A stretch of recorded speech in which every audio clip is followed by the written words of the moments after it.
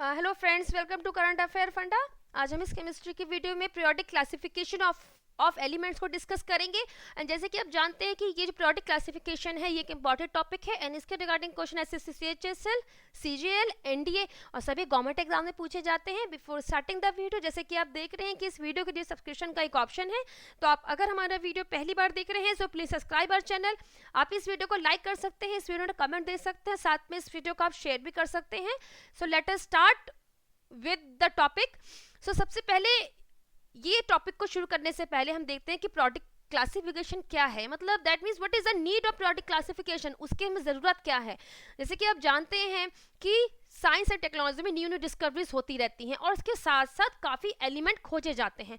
अब वो जो एलिमेंट की डिस्कवरीज होती हैं उनको किस तरीके से हम अपनी लाइफ में अप्लाई कर सकते हैं, उनसे हम क्या एप्लीकेशन ले सकते हैं, उनको किस तरीके से हम अपने दैट मीन्स अपनी वेलफेयर के लिए यूज़ कर सकते हैं, उनको इस्तेमाल करने के लिए, उन एलिमेंट्स को अपनी डेली लाइफ में इस्तेमाल करने के लिए उनके प्रॉपर्टीज़ का जानना ज़रूरी है। मींस उनका क्या फिजिकल बिहेवियर है, उनका क्या केमिकल बिहेवियर है, किस तरह के प्रॉपर्टी शो करते हैं, तभी तो हम उनको अपने यूटिलाइज में ले पाएंगे। So for this type of classification, that means for this type of utilization, इन एलिमेंट्स का प्रॉपर क्लासिफिकेशन जरूरी है, इनको प्रॉपर ग्रुपिंग जरूरी है। दैट मीन्स जो जो सिमिलर केमिकल प्रॉपर्टीज शो करते हैं उनको एक ग्रुप में रखा जाता है, इस तरह से ग्रुपिंग की जाती है। तो what is a periodic table? Periodic table is actual में chart, it is a type of chart जिसमें एलिमेंट्स का क्लासिफिकेशन किया जाता है इन अ पर्टिकुलर ग्रुप। और उन ग्रुप में क्या होता है, एक ग्रुप के अंदर जितने भी एलिमेंट्स होते हैं दे शो द सिमिलर प्रॉपर्टीज, उनका फिजिकल बिहेवियर सेम होगा, उनका केमिकल प्रॉपर्टी सेम होगी। That is the need, that is the basis of the periodic classification. अब इसकी हिस्ट्री क्या है, दैट मीन्स सबसे पहले किसने इस तरीके का क्लासिफिकेशन सोचा, या किस किस मतलब दैट मीन्स इस आइडिया की शुरुआत कैसे हुई। इस तरीके की वर्क और आइडिया की शुरुआत सबसे पहले सर ड्रॉबे ने की थी। सर ड्रॉबे ने एक ट्रायड टाइप का पैटर्न दिया। What is the triad? Triad होता है दैट मीन्स थ्री की फैमिली बनाई गई एलिमेंट्स की। उस टाइम पे जितने एलिमेंट्स नोन थे, क्योंकि दैट मीन्स कि उस वक्त पे इतने एलिमेंट्स नोन नहीं थे कि उनका बहुत प्रॉपर क्लासिफिकेशन किया जाए। सो दैट इज द बिल्कुल इनिशियल स्टेज क्या थी, सबसे पहले एक ट्रायड टाइप का बनाया गया, थ्री की फैमिली बनाई गई। मींस जो एलिमेंट्स की फैमिली बनाई गई और उनका पैटर्न क्या था, उनका पैटर्न था it in the order of increasing atomic mass, बढ़ते हुए एटॉमिक मास के अनुसार उनको अरेंज किया गया थ्री के पेयर में, थ्री की फैमिली में, और उनकी ग्रुपिंग की गई। So when elements are arranged in the order of increasing atomic masses, group of three elements having similar chemical properties are obtain. तीन की फैमिली बनाई गई और उनमें जो एलिमेंट्स थे वो सिमिलर केमिकल प्रॉपर्टीज शो करते। जैसे कि हम नेक्स्ट स्लाइड पे देखते हैं, what are these group. Alkali metal group जिसमें रखा गया lithium, then sodium, then potassium को। एल्कलाइन अर्थ मेटल ग्रुप, इसमें रखा गया calcium, barium and strontium. Halogen group, उसमें रखा गया chlorine, bromine and iodine. At that time इसी तरीके के एलिमेंट्स नोन थे। इसके अलावा जैसे अब इस वक्त देखते हैं पीरियोडिक टेबल, उसका वो फॉर्म नहीं था। दैट इज द बिल्कुल स्टार्टिंग की जो स्टेज थी वो इस तरीके से शुरुआत थी। अब जैसे हम एल्कली मेटल ग्रुप के बारे में बात करते हैं, एल्कली मेटल ग्रुप में आता है lithium, sodium, potassium. Lithium, sodium, potassium तीनों मोनोवैलेंट है, इनकी जो वैलेंसी है वो 1 है, and they show the similar chemical properties, उनकी जो केमिकल बिहेवियर है वो सिमिलर है। और इसके साथ में एक और इनके बीच में एक रिलेशन था, दैट इज जो फर्स्ट और थर्ड का जो एटॉमिक मास था उनका arithmetic mean that is equal to the middle element. जैसे कि लिथियम का जो एटॉमिक मास है वो 7 है, सोडियम का है 23 atomic mass, that is atomic mass का हम डाटा दे रहे हैं, पोटेशियम का है 39। So first and the third, that means lithium plus potassium divided by 2, that should be equal to the 23, means 7 plus 39 divided by 2, ये आता है 23 के equal, which is the atomic mass of sodium. So इस type का pattern, इस type का जो तरीका है ये हर फैमिली में देखा गया। So that is a Drobiner's triad, किस तरीके से क्लासिफिकेशन की शुरुआत हुई थी। Now then comes the Newland's law of octave, उसके बाद आया Newland's law of octave।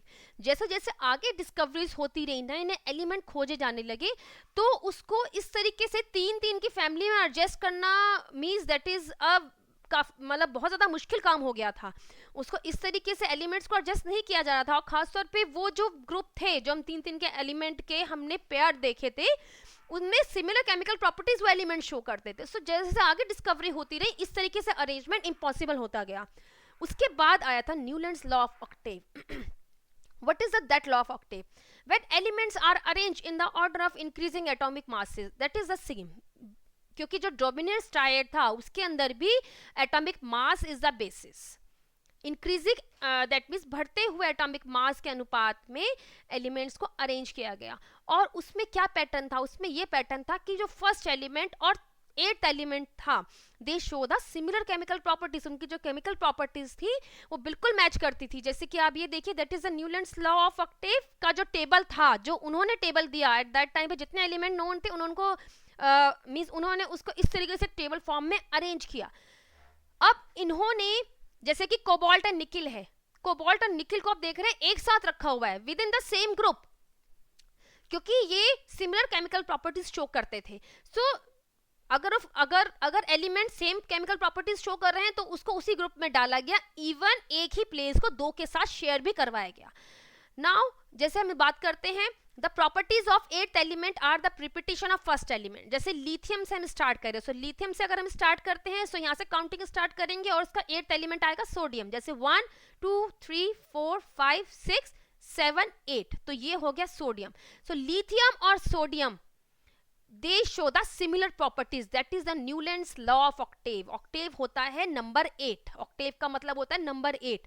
सो पहले एलिमेंट से लेके जो उसका 8वां एलिमेंट आएगा उसमें केमिकल प्रॉपर्टीज सिमिलर होंगी। दे shows the similar chemical properties और रिपीटिशन होगा बिल्कुल केमिकल प्रॉपर्टीज का। सो that is the Newlands law of Octave. Now what is the drawback? इनका ड्रॉबैक ये था कि इन्होंने उस टाइम पे जितने एलिमेंट नोन थे उनको तो उन्होंने एडजस्ट कर दिया, लेकिन अपने क्लासिफिकेशन में इन्होंने न्यू डिस्कवरीज के लिए कोई जगह नहीं छोड़ी। मीन्स कोई स्पेस आप देखिए इसमें वैकेंट नहीं है, कहीं भी ऐसा ऑप्शन नहीं था कि अगर आगे न्यू डिस्कवरीज होंगी तो उनको किस तरीके से एडजस्ट किया जाएगा। इवन इसमें नोबल गैसेस का भी कहीं कोई स्पेस नहीं था। हाँ, ये बात है कि दैट मीन्स उस टाइम पे नोबल गैसेस नोन नहीं थी, बट न्यू डिस्कवरीज के लिए कोई space, Newlands law of octave का क्लासिफिकेशन, उसमें कुछ भी ऐसा स्पेस नहीं छोड़ा गया था। Now then comes the Mendeleev periodic table, that is the important one और एग्जाम पॉइंट ऑफ व्यू से भी इंपॉर्टेंट है। सर मेंडलीव ने पीरियोडिक लॉ दिया था इन द ईयर 1869 में। What is that law? Periodic law ये था, the properties of element are a periodic function of their atomic masses. जैसे कि अब तक आप देखते आ रहे हैं, मींस इसमें सबसे पहले हमने देखा था डोमिनेंस ट्रायड, देन हमने देखा था Newlands law of octave and then comes the Mendeleev's law. तीनों में ही जो कैरेक्टरिस्टिक प्रॉपर्टी है एलिमेंट की, that is the atomic masses. Up to Mendeleev तक भी यही माना जाता था कि जो एटॉमिक मास है that is a unique property, that is means ये एक एलिमेंट की पूरी तरीके से केमिकल प्रॉपर्टीज को डिसाइड करने वाला ये कैरेक्टर है। किस तरीके से वो एलिमेंट बिहेव करेगा, उसका क्या फिजिकल प्रॉपर्टी होंगी, उसकी क्या केमिकल प्रॉपर्टी होंगी, ये सब कुछ उसका एटॉमिक मास डिपेंड करेगा। That is the idea. उस वक्त तक यही आइडिया लिया जाता था कि atomic mass is the fundamental property of element. That is the periodic law also. The properties of elements are a periodic function of their atomic masses. जैसे से एटॉमिक मासेस का मींस रेशियो बढ़ेगा, जैसे से एटॉमिक मास बढ़ेगा, उसी तरीके से उसकी प्रॉपर्टीज भी वेरी करेंगी। मतलब एलिमेंट वही प्रॉपर्टी शो करेगा जो कि उसके एटॉमिक मास का फंक्शन होंगी। There were 7 row and 8 group in the original periodic table of Mendeleev. Sir Mendeleev की जो पीरियोडिक टेबल थी उसके अंदर वो क्या थी? That is this way. इसमें थे 8 ग्रुप। ये जो आप इसके वर्टिकल रोज देख रहे हैं, दैट इज दिस रोज। ये जो वर्टिकल जो खड़ी हुई रोज हैं, इनको कहा जाता है ग्रुप्स। तो इस तरीके से हो गए 8 groups. means there are 8 groups in Mendeleev's periodic table। और जो horizontal rows हैं, मतलब ये जो लेटी हुई लाइनें आपको दिखाई दे रही हैं, these are the 7, ये है नंबर में 7, that means 7 periods। मेंडलीव के पीरियोडिक टेबल में 8 ग्रुप्स थे और 7 पीरियड्स थे। इसमें इन्होंने उस टाइम पे जितने एलिमेंट्स नोन थे उनको एडजस्ट कर दिया। And one thing is that कि जो उनकी ग्रुपिंग की गई उसमें इस चीज का ध्यान रखा गया था कि with in the same group they जो उसके एलिमेंट्स थे, जो मेंबर्स थे, एलिमेंट्स थे, वो उनकी केमिकल प्रॉपर्टी सिमिलर होनी चाहिए। जैसे कि अगर हम बात करते हैं दैट इज ग्रुप सेकंड की, तो इसमें barium, magnesium, calcium, zinc, strontium, cadmium, barium and the mercury. So इस तरीके से जो ग्रुपिंग की गई, इस ग्रुप में, पर्टिकुलर ग्रुप में सारे जितने एलिमेंट्स हैं दे shows the similar chemical properties, उनका केमिकल बिहेवियर बिल्कुल सेम था। और एक और खास बात थी कि जैसे कि आप देख रहे हैं कि इसमें स्पेसेस छोड़े गए, ये स्पेसेस छोड़े गए थे for the undiscovered element.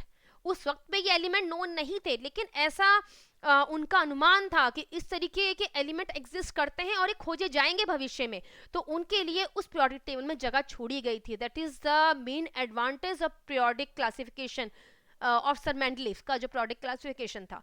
Now what are the drawback? अब इनका ड्रॉबैक क्या था? इनका ड्रॉबैक ये था कि फर्स्ट ऑफ ऑल कि जैसे आप देखिए ये कोबाल्ट और निकल का हम एग्जांपल लेते हैं, क्योंकि हमने जो सर मेंडलीफ का क्लासिफिकेशन था उसमें इंपॉर्टेंट कंडीशन थी कि ये बढ़ते हुए एटॉमिक मासेस पे अरेंज्ड है। तो आप देखिए कि कोबाल्ट का एटॉमिक मास है 58.9 और यहाँ पर है निकल का है 58.7। तो यहाँ पे रेशो उल्टा हो रहा है। कायदे में निकल को पहले होना चाहिए था, कोबाल्ट को बाद में होना चाहिए था, लेकिन ऐसा नहीं था। क्यों? क्योंकि कोबाल्ट का जो केमिकल बिहेवियर है वो रोडियम से मैच करता था। So therefore to match the chemical property with in the same group, cobalt और रोडियम की केमिकल प्रॉपर्टीज मैच करती हैं, तो इस वजह से कोबाल्ट को रोडियम के ग्रुप में डाला गया। तो यहाँ पर इनका मींस दैट मींस ये जो था इस तरीके का जो एक्सचेंज था, that is a drawback. Atomic masses का अगर रूल लिया गया था तो उसको पूरी तरीके से यहाँ पे फॉलो नहीं किया गया। इस तरीके काफी एग्जाम्पल इस पीरियोडिक टेबल में भी हैं कि यहाँ पे हमने कोबाल्ट और निकल का लिया, लेकिन कोबाल्ट का जो एटॉमिक नंबर है वो है 27 और निकल का है 28 और इसका एटॉमिक मास क्या है 58.9, 58.7 है, तो 0.2 का ही फर्क। लेकिन केमिकल प्रॉपर्टीज को मैच करने के लिए with in the same group में उस एलिमेंट को डालने के लिए इस तरीके से एलिमेंट्स का एक्सचेंज किया गया। और इसके अलावा सेकेंड थिंग इज दैट कि आइसोटोप्स के लिए कोई इस पीरियोडिक क्लासिफिकेशन में जगह नहीं दी गई थी। व्हाट आर द मीन जो आइसोटोप्स क्या होते हैं? आइसोटोप्स होते हैं which have the same atomic number but different atomic mass. जैसे हम एग्जांपल लेते हैं क्लोरीन का। क्लोरीन का एटॉमिक नंबर है 17 और इसका एटॉमिक मास है 35। सो 35 एटॉमिक मास है, तो एक तो इसका एग्जिस्ट करता है एक ही आइसोटोप जिसमें इसका एटॉमिक मास होता है 35 और एक होता है 37 जिसमें क्लोरीन का एटॉमिक मास है 37। So these are the two isotope of chlorine. अब जब इनका क्लासिफिकेशन किया गया तो इन दोनों को एक ही ग्रुप में डाला गया। सो अगर उनका क्लासिफिकेशन एटॉमिक मासेस पे बेस था, सो that is the drawback of the classification कि आइसोटोप के लिए तो कोई जगह उस टेबल में छोड़ी ही नहीं गई थी, कुछ भी वहां पे एक्सप्लेन नहीं किया गया था कि अगर आइसोटोप्स एग्जिस्ट करते हैं तो उनको किस तरीके से क्लासिफिकेशन का किया जाएगा। Wrong order of atomic masses of some element, जैसे कि हमने कोबाल्ट और निकल का एग्जांपल दिया था, that is the second point कि एटॉमिक मासेस का ऑर्डर यहाँ पे रॉन्ग हो रहा था। ये बढ़ते हुए एटॉमिक मासेस में नहीं था, यहाँ पे इसका एटॉमिक मास का ऑर्डर उल्टा कर दिया गया था to match the chemical properties, means chemical properties को मैच करने के लिए विद इन द ग्रुप इस तरीके से एक्सचेंज किया गया। Correct position of hydrogen could not be explain. Hydrogen की करेक्ट पोजीशन नहीं एक्सप्लेन की गई थी क्योंकि हाइड्रोजन का क्या है कि it shows the both the properties, दो ग्रुप की प्रॉपर्टीज से शो करता है। एक तो ये एल्कली मेटल की प्रॉपर्टी शो करता है और ये साथ में हेलोजन्स पे भी मैच करता है, क्योंकि हेलोजन्स क्या है? हेलोजन मतलब that means chlorine, bromine and iodine, इस तरीके से इनको हम हेलोजन ग्रुप कहते हैं। सो हाइड्रोजन आप जानते हैं कि ये डायटोमिक मॉलिक्यूल की तरह एग्जिस्ट करता है, ये H2 की तरह एग्जिस्ट करता है। सो देयरफॉर यहाँ पे इसका बिहेवियर हेलोजन से मैच करता है एंड इट शोज द मोनोवैलेंसी, तो ये एल्कली मेटल से भी बिहेवियर इसका मैच करता है। तो हाइड्रोजन की करेक्ट पोजीशन इस टेबल में स्पेसिफाई नहीं की गई थी। दैट ये जो तीन point, that is a drawback of sir Mendeleev's classification. Now उसके बाद किस तरीके से इस चीज को एडजस्ट किया गया? उसके बाद सन 1913 में आया सर मुस्ले ने एक मींस उन्होंने एक एक्सपेरिमेंट किया जिसमें उन्होंने ये शो किया that atomic number of an element is more fundamental property than the atomic mass. That is the turning point. क्योंकि अब तक सर मेंडलीफ तक भी यही माना जाता था कि एटॉमिक मास ही पूरी तरीके से यूनिक प्रॉपर्टी है, वही फंडामेंटल प्रॉपर्टी है, वही सारा chemical properties, chemical behaviour element का डिसाइड करती है। बट सर मुस्ले ने जब ये बताया, ये उन्होंने शो किया कि दैट कि मींस जो एटॉमिक जो एटॉमिक मास है वो फंडामेंटल प्रॉपर्टी नहीं है, फंडामेंटल प्रॉपर्टी है एटॉमिक नंबर। इस डिस्कवरी के बाद एक अलग से दैट मीन उसके बाद पीरियोडिक क्लासिफिकेशन का कंसेप्ट बदला, देन एक नया पीरियोडिक चार्ट प्रिपेयर किया गया जिसमें जितनी अनॉमलिटीज सर बेंडलीफ ने छोड़ी थी, जितना उनका ड्रॉबैक था, उस सबको भी कवर किया गया। No what was that? It was the discovery of atomic number which led to a change in the Mendeleev's periodic law. क्योंकि उनका लॉ क्या था? उनका लॉ था एटॉमिक मास पे बेस, और उसके बाद जब ये डिस्कवरी हुई तो उसके बाद फंडामेंटल प्रॉपर्टी हुई एटॉमिक नंबर, उसके अनुसार ही देन एलिमेंट्स का क्लासिफिकेशन किया गया। Now then comes the modern periodic law. तो जो मॉडर्न पीरियोडिक लॉ था वो क्या था? वो था the properties of element are a periodic function of atomic number. That is means ये एक मेजर चेंज था कि एटॉमिक नंबर को फंडामेंटल प्रॉपर्टी कहना। So atomic number is a fundamental property, और जितनी भी प्रॉपर्टीज एलिमेंट शो करते हैं, केमिकल प्रॉपर्टीज, वो सब इसी एटॉमिक नंबर का पीरियोडिक फंक्शन होती हैं। That means it depends on the atomic number.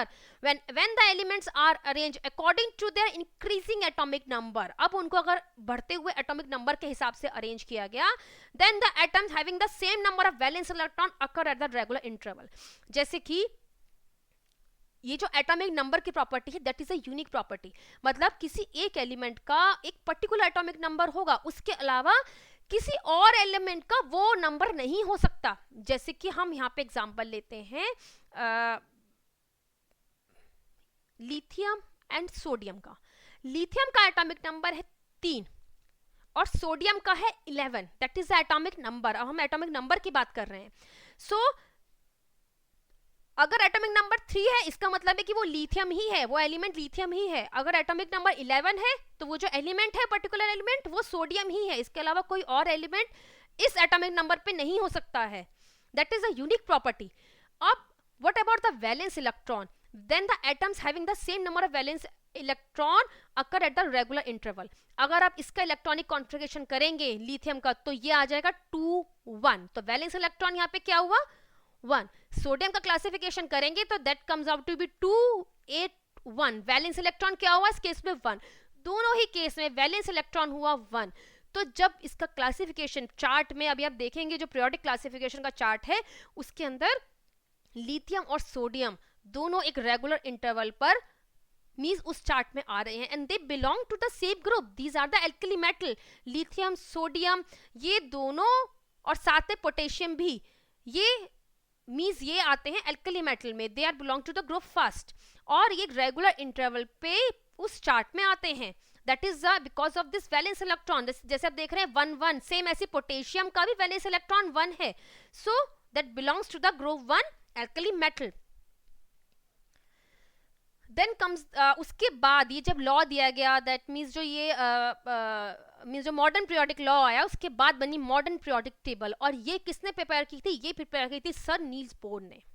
इन्होंने मॉडर्न पीरियोडिक टेबल को प्रिपेयर किया। The modern periodic table or the long form of periodic table was prepared by Sir Neil Bohr. The arrangement of the element in the modern periodic table is based on the electronic configuration. क्योंकि आप जानते हैं कि जो हम atomic number लिखते हैं, जैसे मैंने बताया कि वो यूनिक प्रॉपर्टी है एलिमेंट की, उसके बाद ही हम इलेक्ट्रॉनिक कॉन्फ़िगरेशन लिखते हैं। जैसे मैंने सोडियम का एग्जांपल लिया था तो 2 8 1, ठीक है। या इसके अलावा हम देखते हैं मैग्नीशियम का जो एटॉमिक नंबर है वो 12 है, तो इसका हो जाएगा 2 8 2। इसका अब वैलेंस इलेक्ट्रॉन हो गए 2, तो that means it belong to the second group और एल्कलाइन अर्थ मेटल ग्रुप में ये बिलोंग करता है। सो इलेक्ट्रॉनिक कॉन्फ़िगरेशन के हिसाब से ही उनको मॉडर्न पीरियोडिक टेबल में एलिमेंट्स को एडजस्ट किया गया। Now that is the modern periodic table. और इस मॉडर्न पीरियोडिक टेबल सबसे पहले हम देखते हैं कि ये क्या है, ये दैट मींस एक्चुअल में किस तरीके से सेक्शन में डिवाइड है। ये आप देख रहे हैं that is the first A group. इस ग्रुप में हाइड्रोजन को सबसे ऊपर रखा गया। नाउ इस ग्रुप के अंदर जब भी हम that is the alkali metal group, इस ग्रुप को हम जब भी स्टडी करते हैं उस वक्त हम हाइड्रोजन को उसमें इंक्लूड नहीं करते, क्योंकि हाइड्रोजन को स्टिल इसकी हम सेपरेट स्टडी में दैट मीन्स इसका हम बिल्कुल अलग तरीके से इसकी प्रॉपर्टी को डिस्कस करते हैं। जब हम इसके ग्रुप स्टडी करेंगे तब भी आप देखिएगा कि हम इस ग्रुप को लिथियम से स्टार्ट करेंगे, लेकिन हम इसको हाइड्रोजन से स्टार्ट नहीं करेंगे। हाइड्रोजन को स्टिल हम एल्कली मेटल में इंक्लूड नहीं करते हैं। So that is the alkali metal group. Second group second A group, that is a alkaline earth metal. Now up to 3 to 12 ये है ट्रांजिशन एलिमेंट, इनको हम ट्रांजिशन एलिमेंट कहते हैं, and they shows a variable valency, को ये show करते हैं. ग्रुप 13 टू ग्रुप 17 इनको कहा जाता है नॉन मेटल्स. और इसमें जो ग्रुप 17 है इसका स्पेसिफिक नेम है, that means they are halogens, इनको हेलोजन ग्रुप कहते हैं, फ्लोरीन, क्लोरीन, ब्रोमीन, आयोडीन और अर्टिनियम तक. सो ये है means halogen group. Group 18 is a noble gases group, इसमें सारी इनर्ट गैसेस को रखा गया. सो देन ये हो गया एस ब्लॉक, ये हो गया पी ब्लॉक, ये हो गया डी ब्लॉक, और ये जो हम नीचे देख रहे हैं ये एफ ब्लॉक. तो एस एंड पी ब्लॉक को मिलाकर हम कहते हैं representative element. Now what about the F, ये जो हम नीचे देख रहे हैं एफ ब्लॉक, ये कहां पर है? ये एफ ब्लॉक है, इसकी पहली सीरीज है lanthanide series. That lanthanide series start from the lanthanum, ये जो आपको नंबर दिखाई दे रहा है दैट 57 लेंथेनम, लेंथेनम से हेफनेम के बीच में ये सीरीज एग्जिस्ट करती है. 58 to 71 start from the lanthanum और एंड एट द ल्यूटेनियम पे ये एंड होती है. एक्टिनाइट सीरीज है, ये है एक्टिनाइट सीरीज, इसका एटॉमिक नंबर है 89 से लेकर और उसके बाद ये लॉरेंशियम पे मींस एंड होती है. So that is a lanthanide series और ये एक्टिनाइट सीरीज. इसको इस तरीके से रखा गया है जिससे कि एक सिंगल पेज पे पीरियोडिक जो चार्ट को एडजस्ट किया जा सके. इस वजह से इसको अलग से आप हर जगह देखिएगा, जब भी पीरियोडिक चार्ट दिया जाता है तो नीचे ये जो दो टेबल्स हैं ये नीचे अलग से दी जाती हैं. That is a rare earth element, इनको रेयर अर्थ भी कहते हैं. So that is the whole classification of the periodic classification किस तरीके से है. अब यहां पर हम बात करते हैं कि जो सर मेंडलीफ का जो ड्रॉबैक थे, उसमें उनका जो पहला ड्रॉबैक था कि वो आइसोटोप्स की पोजीशन. अब क्योंकि हम एटॉमिक नंबर के बारे में बात कर रहे हैं, जैसे कि एटॉमिक नंबर हमने कहा क्लोरीन के हम देखते हैं, तो chlorine is in the halogen group, ये रहा 17 पर. तो अब इसका एटॉमिक नंबर 17 है, अब इसका आइसोटोप होगा, उसका तो एटॉमिक नंबर तो सेम ही होगा, दैट इज 17 का 17 रहेगा, और इसका एटॉमिक मास डिफरेंट होगा 35 37. तो वो इजीली इस ग्रुप में एडजस्ट हो सकता था, क्योंकि ये जो क्लासिफिकेशन था ये एटॉमिक नंबर पे बेस था. एटॉमिक मास में इसका कोई भी इसकी दैट मीन्स कोई इसका ऐसा फंक्शन नहीं था जो कि एटॉमिक मास पे डिपेंड होता हो. सो देयरफॉर इसका फर्स्ट जो ड्रॉबैक था वो तो यहाँ पे सॉल्व हो गया. और हाइड्रोजन को जैसे मैंने बताया कि हाइड्रोजन को स्टिल हम अलग ही इसकी जो स्टडी की जाती है वो अलग ही इसकी प्रॉपर्टी की स्टडी की जाती है, इसे स्टिल भी हम एल्कली मेटल या हेलोजेंस के साथ इंक्लूड नहीं करते हैं. So that is the periodic classification की. और इसके बाद हम जो नेक्स्ट डिस्कस करेंगे that is the periodic properties, that means with in the group किस तरीके से प्रॉपर्टी वेरी करती हैं और दे शो अ सिमिलर पैटर्न. उनका जो बिहेवियर है, उनका जो पैटर्न है, जो उनका आयनाइजेशन एनर्जी है, जो उनकी इलेक्ट्रोनेगेटिविटी है, वो एक सिमिलर पैटर्न में मीन्स वेरी करती हैं. और वो सब हम जो नेक्स्ट वीडियो है इसका उसमें डिस्कस करेंगे.